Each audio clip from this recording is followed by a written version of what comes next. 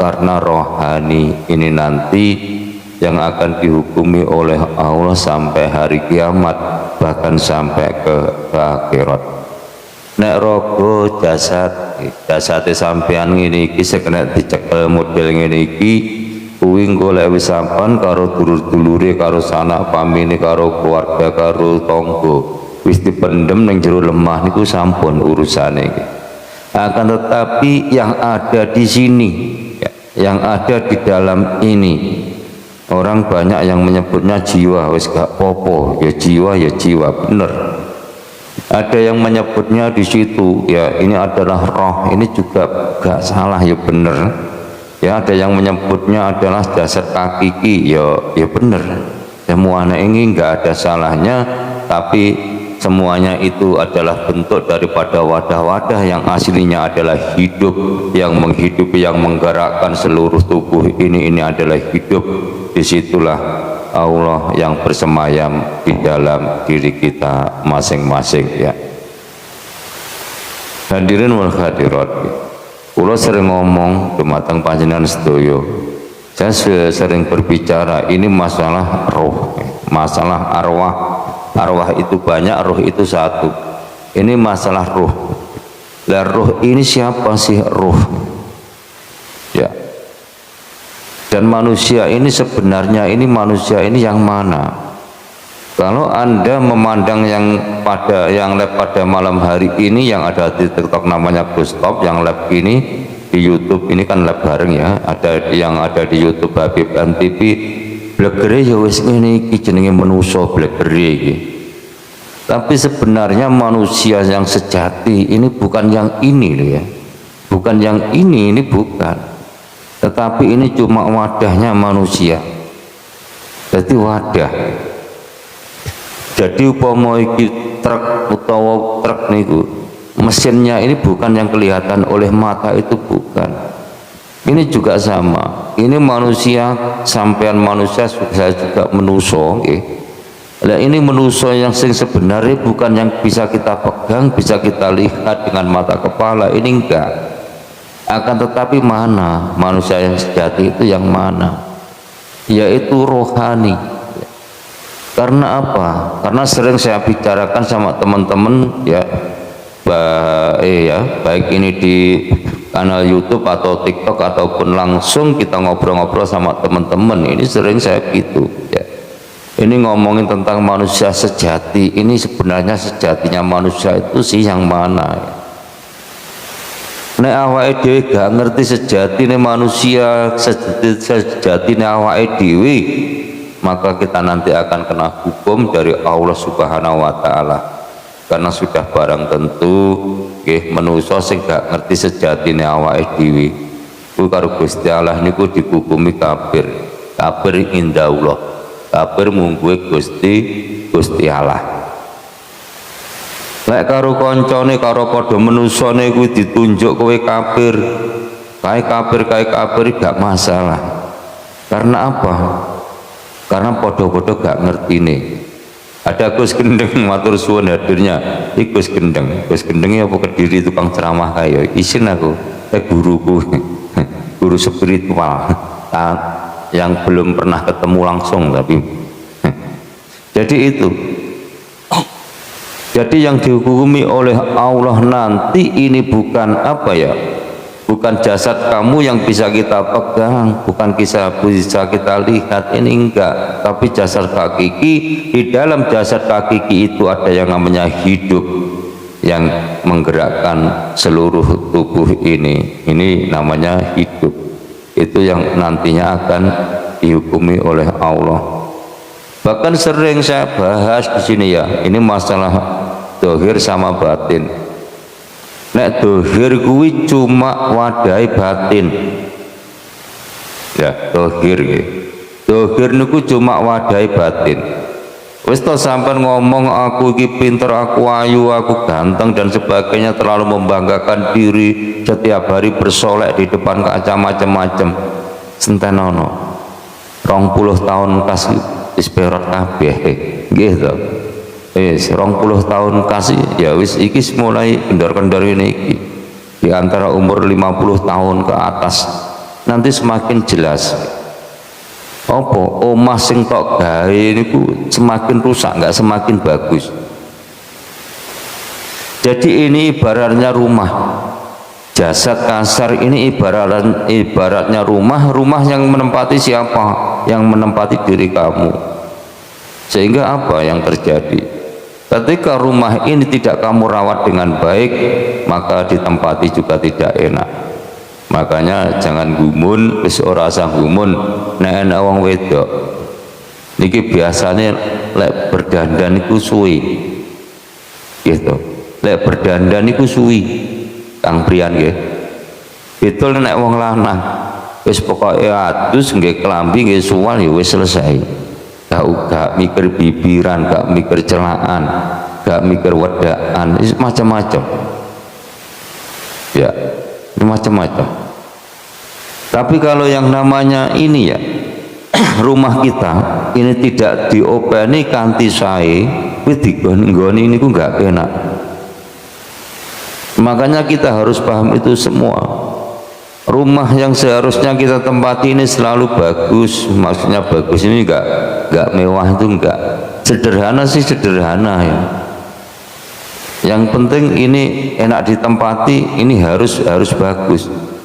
Dilihat enak, ya dipandang ya enak, tinggoni ini pun ya resik ya enak. Jadi kalau punya rumah yang seperti itu kita kan pasti kerasan gitu. Karena pokok ana wong sing sik nom nggih, sik nom umur 40-an meninggal dunia. Ya ini timbul beberapa pertanyaan. Ada yang mengatakan karena tubuhnya ini enggak diopeni akhirnya nyawane gak kerasan iki ya bener. Enek sing ngomong jatahe ning donya kuwi, jatahe ning donya kuwi wis entek. Niku ya bener nggih.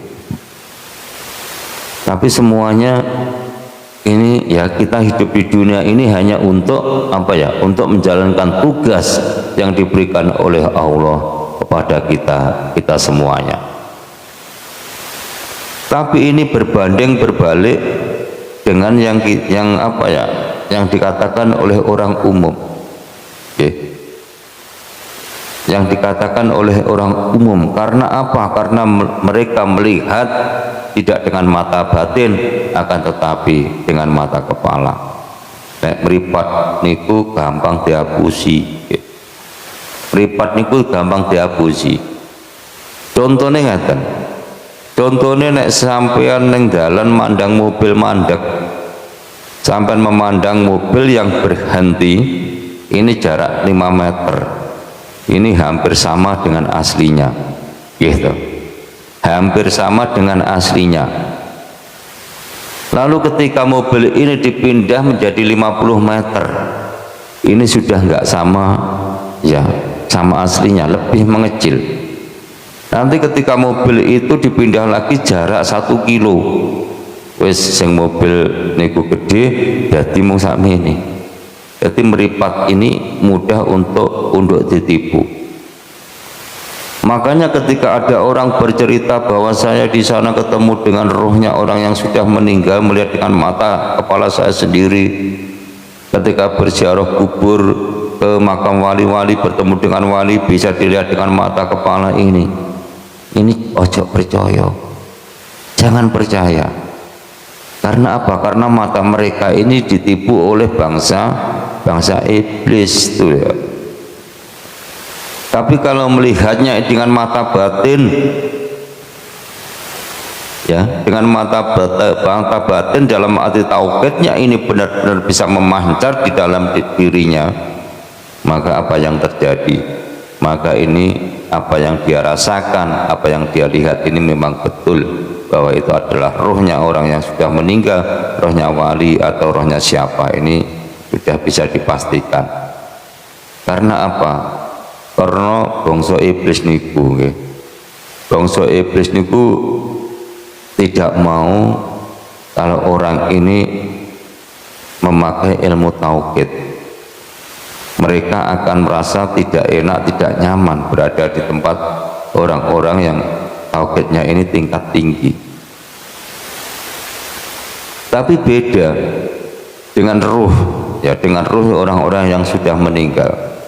Ketika Anda ngempakni tauhid ning awake jenengan, niki roh-roh niki mboten malah minggat tapi malah nyedek.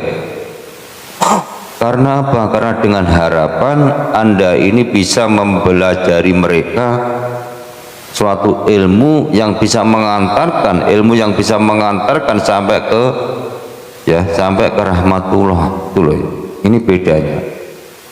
Makanya kita harus paham cara membedakan ini ruh manusia atau ini iblis atau ini jin, kita harus bisa membedakan. Bahkan makhluk halus ini banyak, nggak cuma iblis sama ruh orang meninggal, itu enggak, tapi masih ada macam-macam jin dan sebagainya. Nah, ini semuanya ini adalah makhluk halus. Kita tadi tujuannya kan dunia gaib. Jadi gaib ini apa ya? Ada. Tapi banyak orang yang bicara bahwa saya nggak percaya adanya hantu, saya nggak percaya adanya gaib dan macam-macam. Karena apa? Karena nggak belajar. Kalau orang itu belajar, belajar ilmu tauhid, ilmu makrifat, ilmu hakikat, ini pasti paham. Gaib ini pasti ngerti walaupun nggak tahu dengan mata kepala. Kenapa? Karena bisa dilogika kan. Jadi di antara yang gaib sama yang kelihatan oleh mata, ini banyak yang gaib ya. Contohnya Allah sendiri ini maha gaib, ini Gusti Allah. Terus jin, setan, malaikat, ini nggih gaib. Terus roh kamu, rohku ini juga gaib. Lah dulu mulai Nabi Adam alaihissalam sampai sekarang, ini orang yang sudah meninggal ini berapa ratus ribu, berapa ratus miliar, berapa ratus triliun, semuanya jadi gaib, gitu. Jadi manusia ini yang dulunya gaib menjadi ada, nanti menjadi gaib lagi. Dari ada menjadi ada dan menjadi tidak ada lagi. Ini manusia. Karena apa? Karena sebenarnya manusia ini adalah apa ya? Ruh. Ya. Makanya ketika ada orang hamil, wong meteng, wong hamil, itu di dalam perutnya ini ada janin atau yang disebut dengan apa ya? Gumpalan daging. Atau disebut dengan insan kamil di situ ya.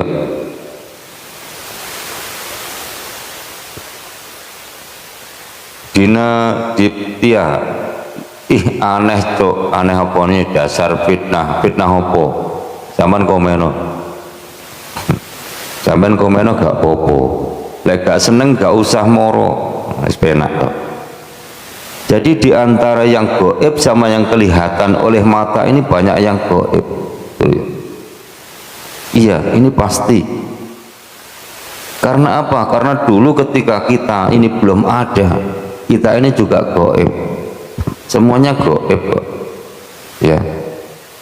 Dan ini kalau ada ilmu makrifat, ilmu hakikat, ilmu tauhid, ini malah dibalik. Kalau manusia pada umumnya ini yang namanya yang gaib, ya, ini manusia umum dengan dasar ilmu syariat bahwa Gusti Allah Tuhan ini adalah gaib, gitu. Tuhan ini adalah gaib, manusia ini nyata, hewan nyata, tumbuhan juga nyata, ya. Tapi kalau ditarik dari ilmu makrifat, ilmu hakikat, ya ini terbalik. Tuhan itu yang nyata, makhluk ini yang gaib. Itu loh ya. Kita harus paham itu. Makanya ya ada kalimat la maujuda illallah. Tidak ada yang berwujud kecuali hanya wujudnya Allah.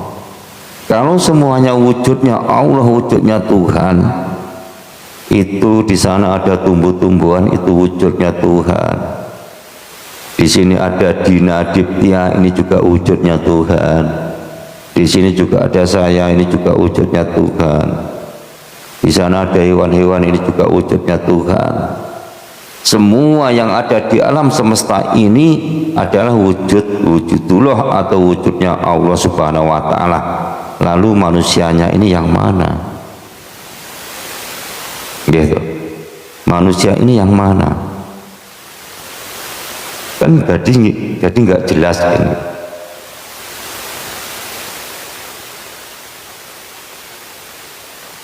Makanya kita harus paham itu ya.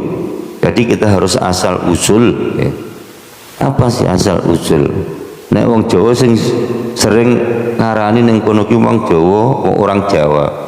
Ini sering menyebutnya asal usul. Ya, asal usul itu apa tuh jenenge? Kok sampai lali aku.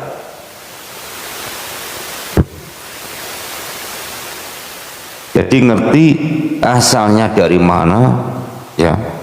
Kita harus paham kita asalnya ini dari mana, nanti akan pergi kemana, kembali kemana, bertempat di mana. Kita harus paham ya. Karena apa? Karena begitu tidak paham kita, nanti ketika meninggalkan dunia ini kita tidak akan selamat, kita akan gentayangan kemana-mana ya. Ini ada Dina Diptia, ini komennya ini gak enak, tapi gak apa-apa, biarin, masa kan gak ngerti ya.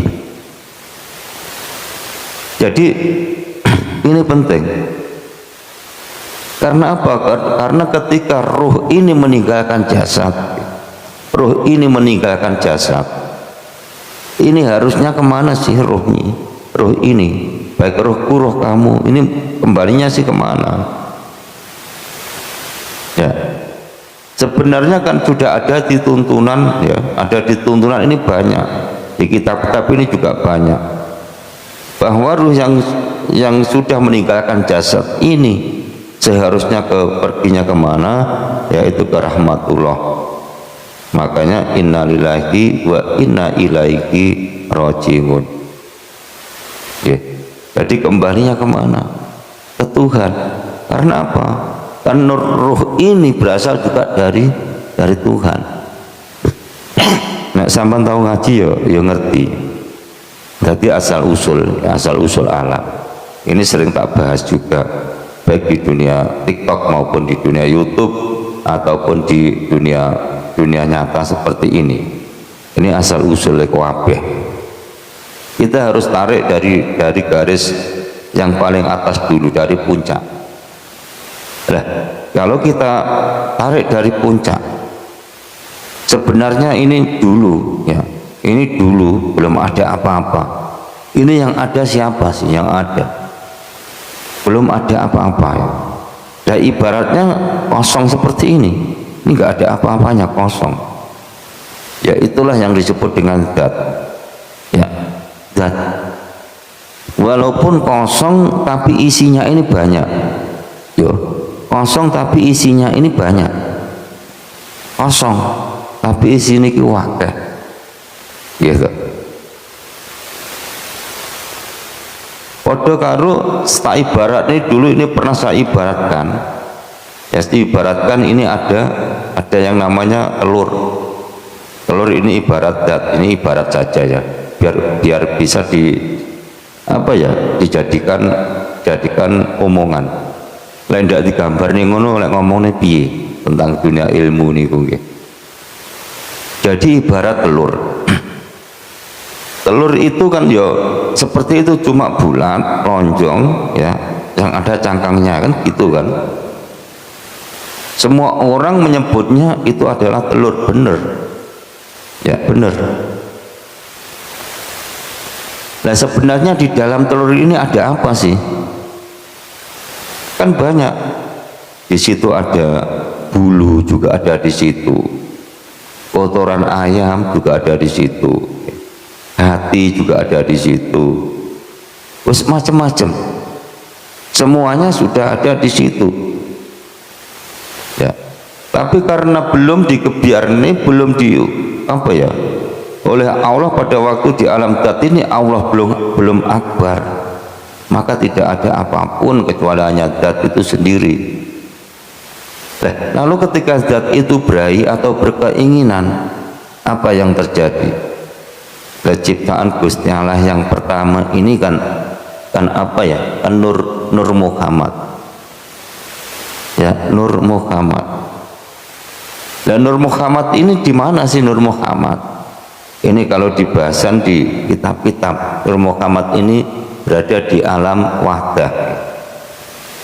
Alam wahdah. Jadi di alam wahdah ini zat ini mulai berkeinginan, akhirnya menciptakan yang namanya Nur Muhammad. Supaya apa? Supaya keagungan Tuhan ini bisa kelihatan. Ya, paham ya? Ya, itu.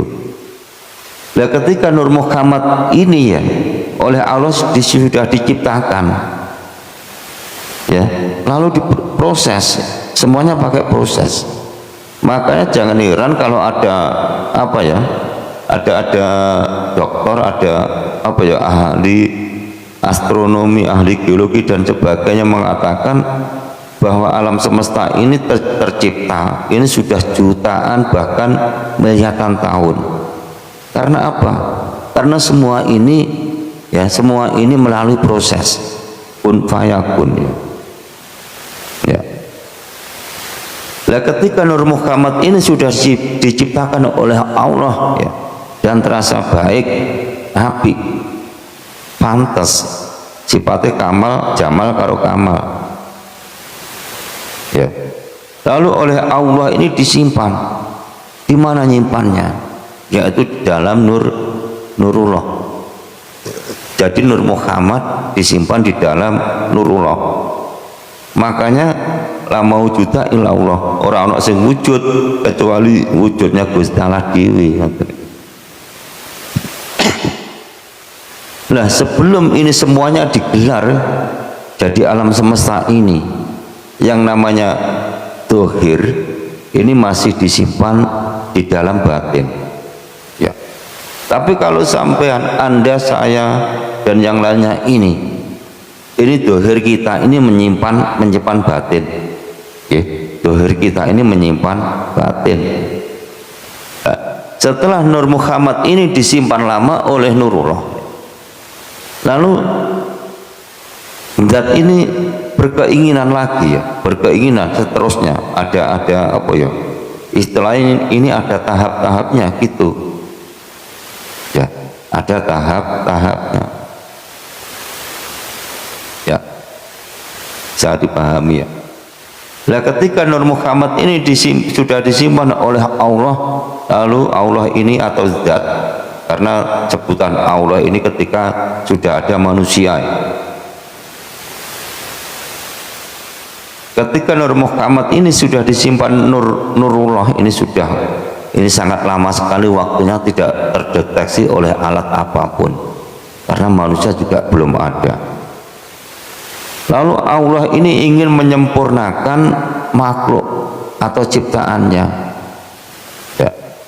Makanya diproses ya. Ketika diproses ini juga membutuhkan waktu yang lama. Kenapa membutuhkan waktu yang lama? Kok ndak jarane wong-wong kun fayakun langsung mentungul nang ngarepe niku enggak. Niku cuma sulapan mawon. Nggih.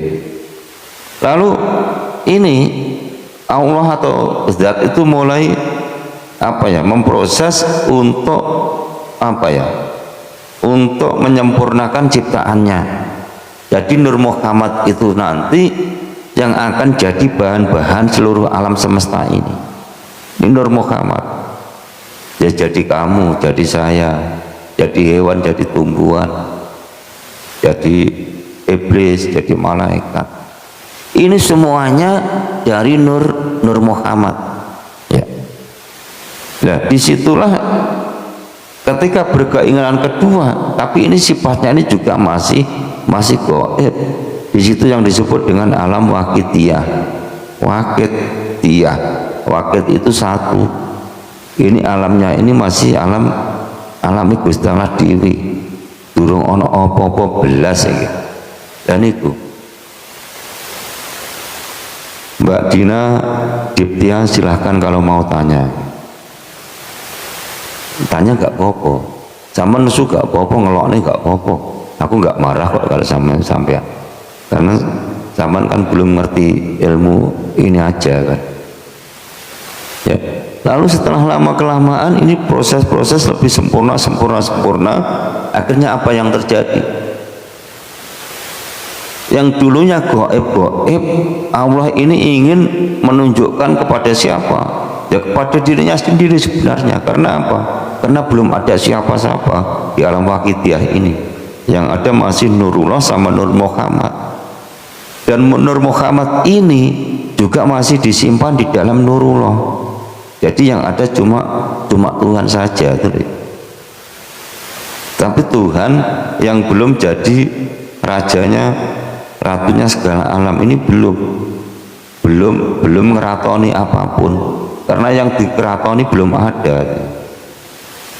Lalu setelah itu kan lanjut ingin menyempurnakan ciptaannya, ini lanjut, maka terjadilah yang namanya alam roh ya, alam roh atau arwah.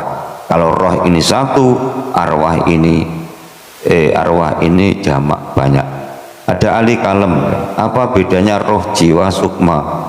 Ya ini cuma beda bahasa ya, cuma beda bahasa tapi apa ya, tapi barangnya sama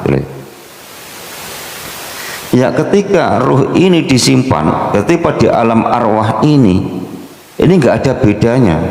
Semua arwah, semua roh ini sama. Ada roh manusia juga berada di situ, ada roh iblis juga ada di situ, ada roh malaikat ya wis ning kono, rohnya tumbuhan juga di situ, rohnya rohnya apapun ini jadi satu. Pak, kalau orang sudah meninggal kembali kepada Allah, bisakah melihat yang di dunia? Ya ini sebelum saya lanjutkan, tak jawab dulu pertanyaan dari Mbak Nuri Ekawati ya. Jadi gini ya, Mbak Nuri Ekawati, terima kasih pertanyaannya, ini sangat bagus. Pak, kalau orang sudah meninggal dunia meninggal kembali kepada Allah ya, ini seharusnya meninggal ini kembali kepada Allah. Bisakah melihat yang di dunia? Ya, kita ulas ini dulu ya. Jadi gini, ini bisa kita lihat langsung, bisa kita kita pikir pakai logika. Nah, ruh orang yang sudah meninggal ini beda-beda ya, beda-beda. Ada yang mengatakan ketika orang meninggal ini nanti akan didatangi malaikat nokar dan nakir, sing sijine kuwi malaikat kuwi sabare ra karu-karuan, sing sijine kerenge niku gak karu-karuan. Maka apa yang terjadi? Ditanyai. Pertanyaannya lek bangsa syariat ngomongnya man robuka ya, man dinuka ya, man nabiyuka, man kitabuka, kan seputar itu. Sopo Gusti Allahmu, sopo pangeranmu, kan itu kan, sopo nabimu, opo kitabmu, sopo bapakmu, kan gitu. Ini pertanyaan pada umumnya yang diajarkan oleh para mudin. Tapi sebenarnya apa seperti itu sih sebenarnya? Ya boleh percaya yang seperti itu, boleh tidak. Tapi kalau saya melihat dengan mata batin, karena apa? Karena saya sering melihat orang yang sudah meninggal ya, ini datang ke saya, ini sering, ini kayak tiap hari apa mana pas konco-konco ngumpul neng kene ngaji, pertanyaan tanya jawab langsung. Ini roh-roh orang yang sudah meninggal ini pada datang ya. Ini menunjukkan bahwa ruh yang sudah meninggal dunia ini bisa melihat dunia.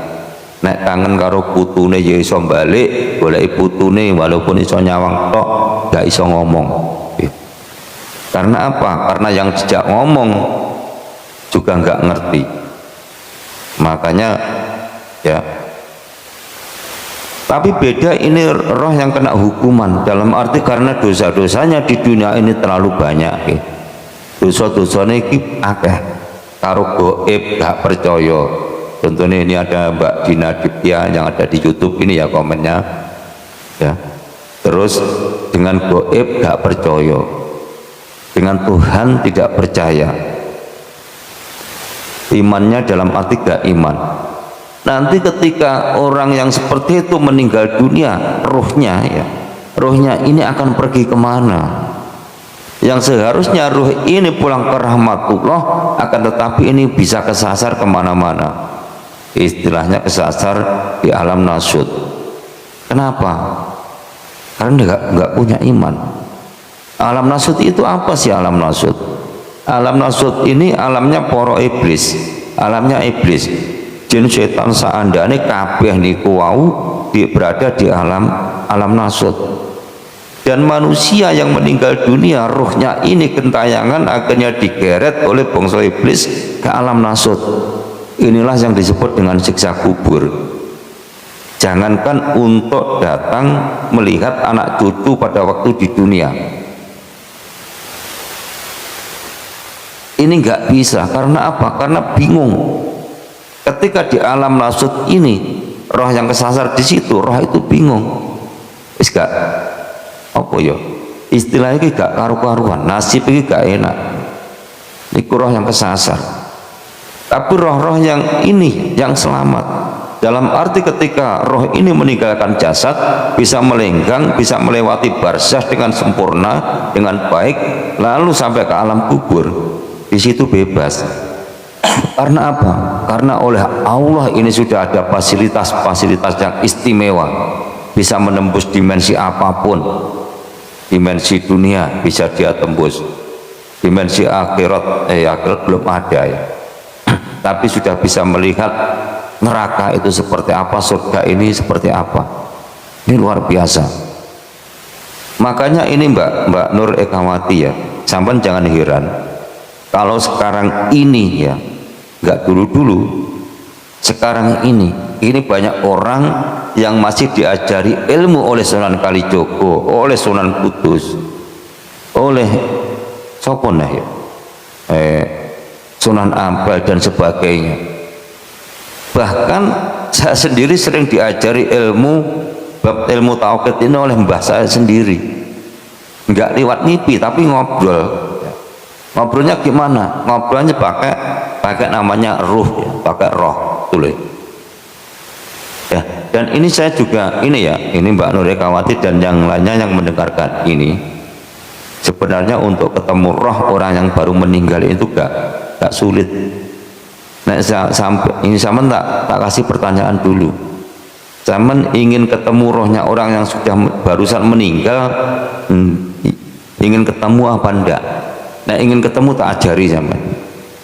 Tapi tentang resiko sama nanti takut atau gimana ditanggung dewi. Tapi lek belum komplit ilmu nih, lek pengen ketemu tak kasih tahu ya, tak kasih tahu caranya ya, itu ya.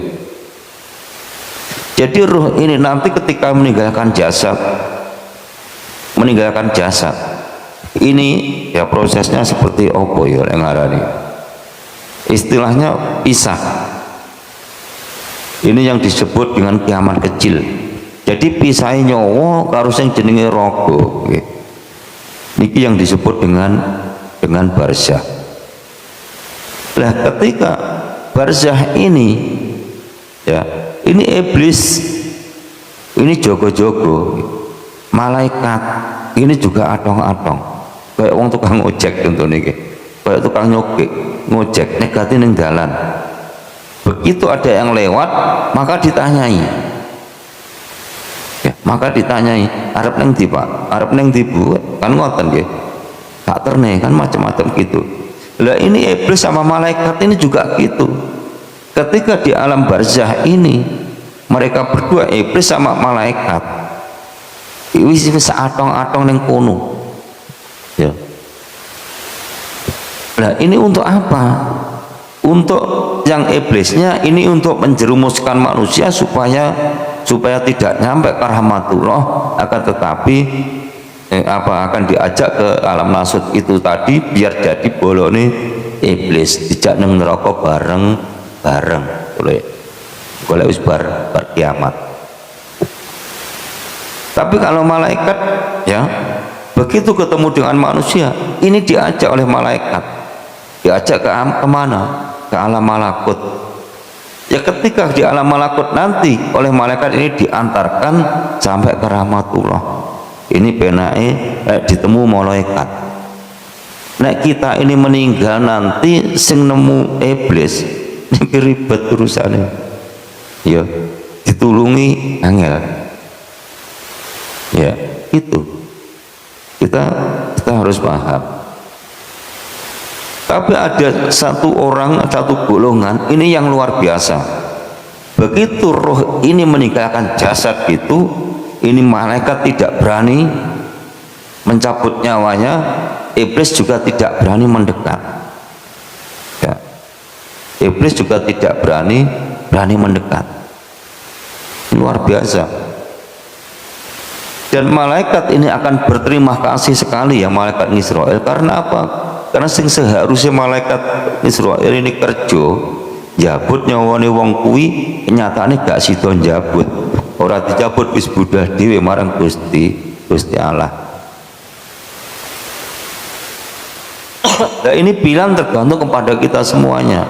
Kita nanti ketika meninggalkan jasad ini, meninggalkan dunia, sampan piye-piye pilih ko neng alami iblis apa pilih neng alami malaikat apa sampan budal dhewe langsung ke rahmatullah di sisi Allah. Ini pilihan semua tergantung kepada kita masing-masing gitu ya. Hadirin wal hadirat gitu. Jadi itu. Lah ini ada syarat-syaratnya, ada golongan tertentu ini yang iblis pun tidak berani mendekat ketika jasad ini ditinggal pergi oleh roh, tidak berani mendekat rohnya. Karena apa? Karena roh yang akan pergi dari jasad ini ya, ini rohnya ini langsung bisa menyatu dengan siapa? Dengan pangerannya, dengan Tuhannya. Karena apa? Karena mempunyai ilmu tauhid yang sangat tinggi dan di dalam kehidupan sehari-hari dia juga bertauhid. Iya, bertauhid. Ada siam sub, halo bang, halo juga, matur suwun hadirnya ya. Nah sebenarnya ini ajaran ini sudah banyak diajarkan di tanah Jawa di mana-mana ya. Cuma kadang kita ini loh, karo ilmu sing model ini gak gelem. Karena apa? Orang kena golek duit. Sedangkan orang umum ini rata-rata kan demene ilmu sing hasilnya duit sing akeh kan ngoten nggih. Biasanya gitu.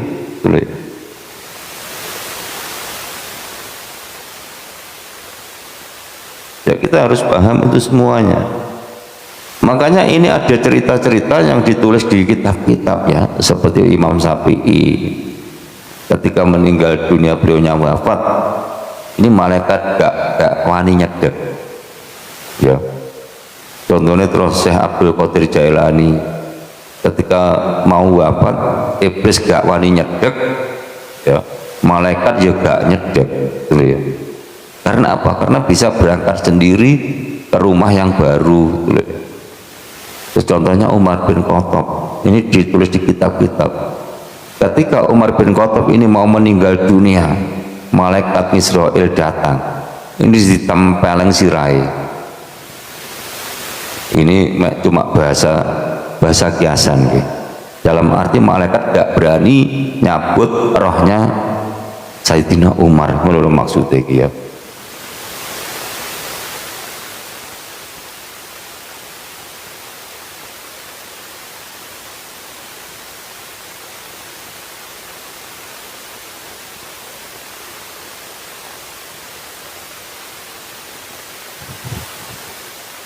Hadirin wal hadirat yang saya hormati. Jadi untuk kita nanti bisa melenggang ke rahmatullah, Kita harus punya ilmu yang sangat luar biasa. Itu yang disebut dengan ilmu tauhid. Kita harus bertauhid. Ilmu makrifat billah, kita harus bermakrifat billah. Ilmu kamil mukamil, iman kamil mukamil, kita harus jadi wong sing sempurna, benar-benar sempurna. Makanya ya, nggih wisang geni sapa wisang geni, nggih monggo. Makanya ketika ada orang dalam keadaan sakaratul maut, sakaratul maut, nek ngarani nyawone niku arep cepot. Ini kan diajarkan ya, di telinganya dibisiki. Dibisiki apa? Dibisiki kalimat thayyibah la ilaha illallah. Karena apa? Karena di hadis jelas sapa wonge di akhir hayat ya membaca kalimat la ilaha illallah, maka dakhala jannah, dimasukkan ke dalam surga ini Gusti Allah. Gitu. Tapi kita harus paham, masa sih kita cuma bibirnya mengucap la ilaha illallah, di akhir hayat oleh Allah dijamin masuk surga. Dijamin masuk surga sih masuk surga. Tapi prosesnya nanti ke surga ini melewati api yang sangat panas sampai berapa ribu tahun, kita kan nggak ngerti.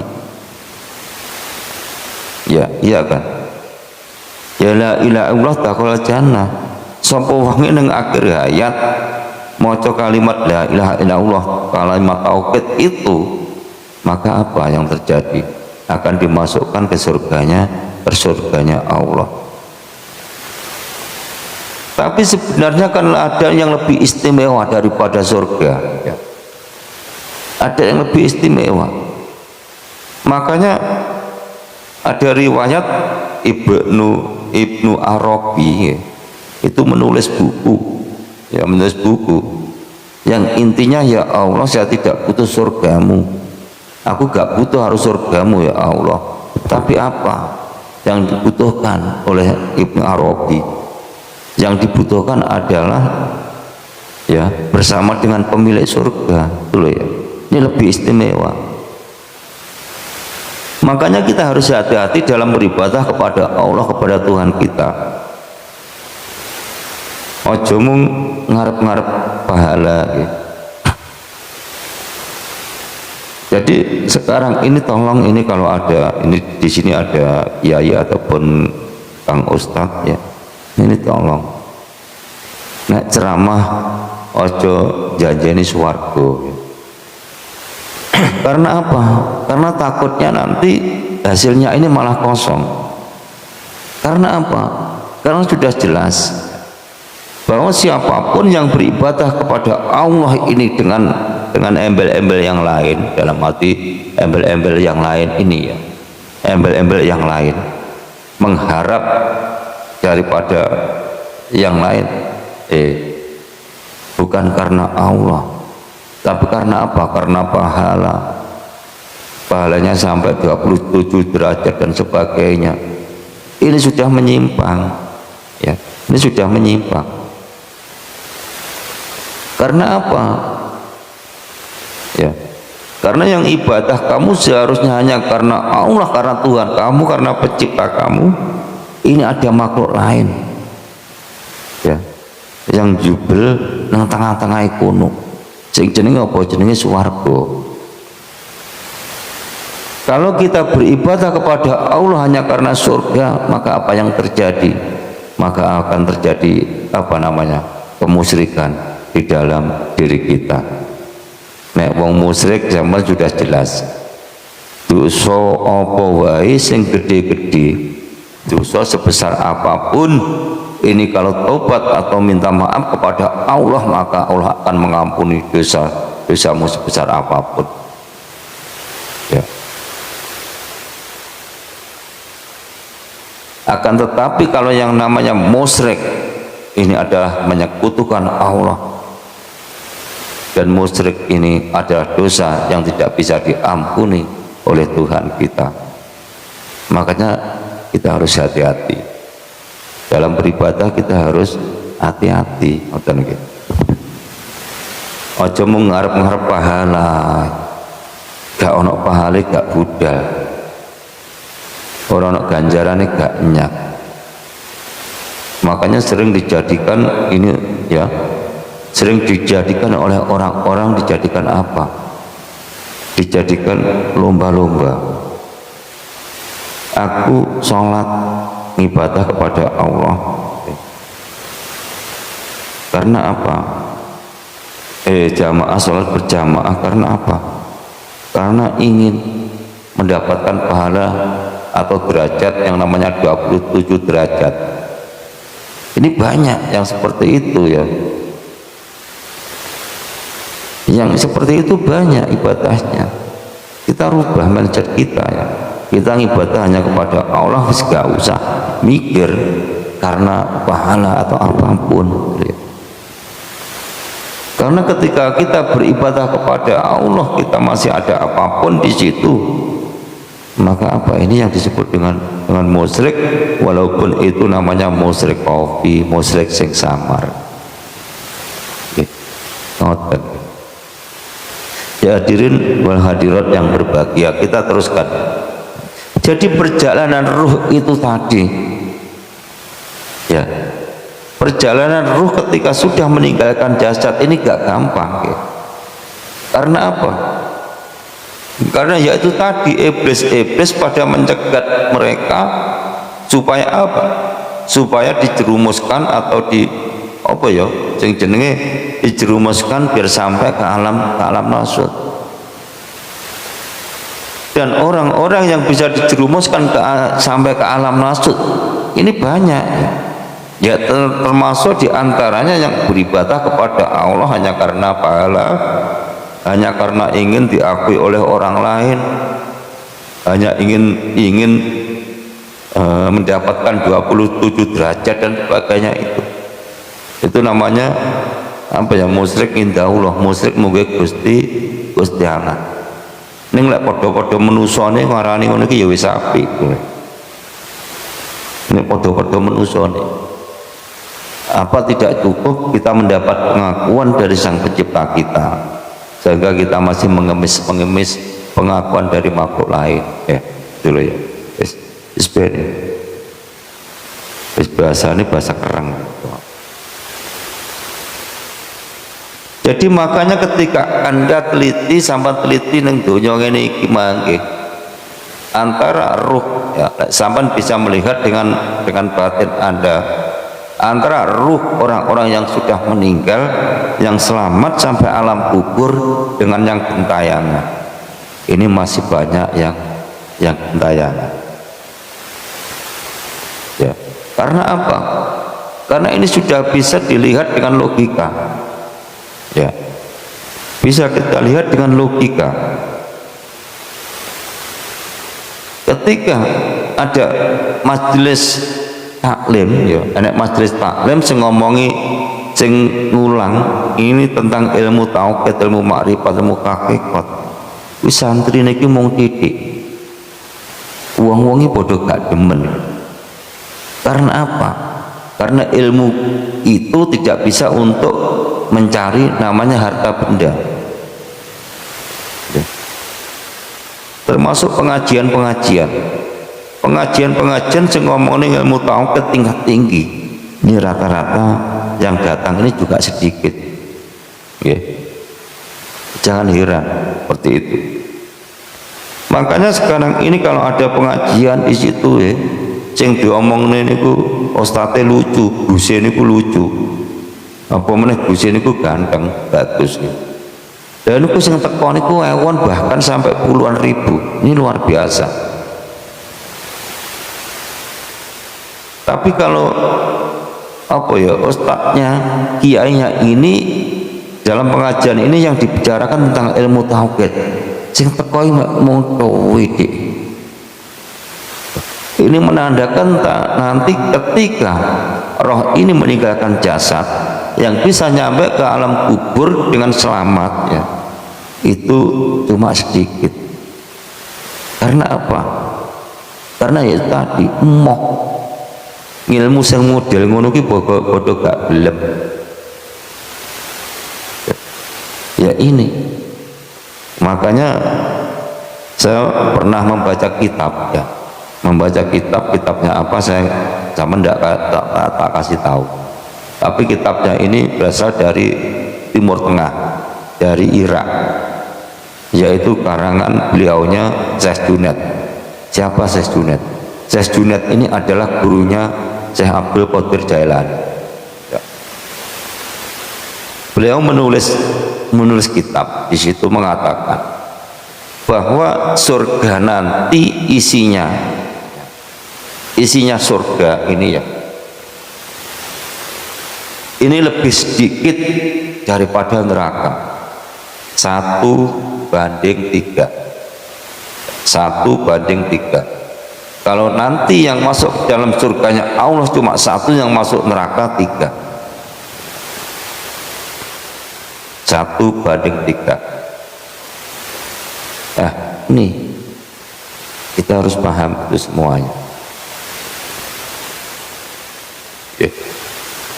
Dan yang mendapatkan tempat yang istimewa ini cuma 70.000 orang, ya, dari mulai adanya manusia sampai kiamat nanti yang benar-benar terpilih oleh Allah dan mendapatkan tempat yang istimewa ini cuma 70.000 orang.